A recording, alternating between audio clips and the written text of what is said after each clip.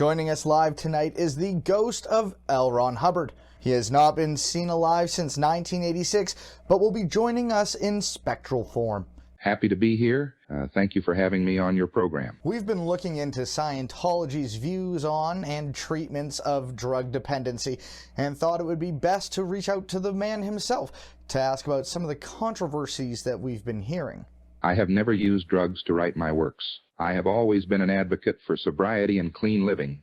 There was a court case in 1982, I believe it was the Church of Scientology, California versus Gerald Armstrong. But what I really wanted to ask you about is the claim that he made after the trial about a letter you had allegedly written. I have a copy of the letter right here if you would like to read it. You know your boy L. Ron be drinking lots of rum and popping pinks and grays, you know, that Davron, that Dextro. My man, I be getting lit and twisted. What are your thoughts on the accusations that you wrote this letter back in 1967 while you were writing OT3, or as some may know it, the Xenu story? It's pure nonsense. The only thing I be poppin' is that OT puss. Mr. Hubbard, once again, I do remind you that this is a family show. Let's try not to be so crass. It ain't crass. I just tell it how it is, bro chacho.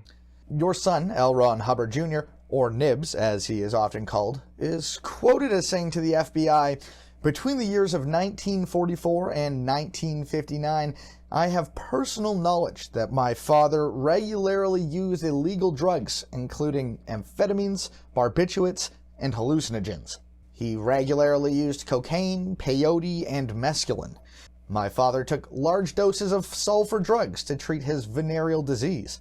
All of the foregoing drugs created substantial dependence and continued deterioration of his physical, mental, and emotional faculties." He goes on to say that many of my father's writings were prepared when he was saturated with cocaine and other drugs, including hallucinogens, referring to your supposed drug-fueled occultic sex rituals that you learned from Aleister Crowley. What is your response to these claims?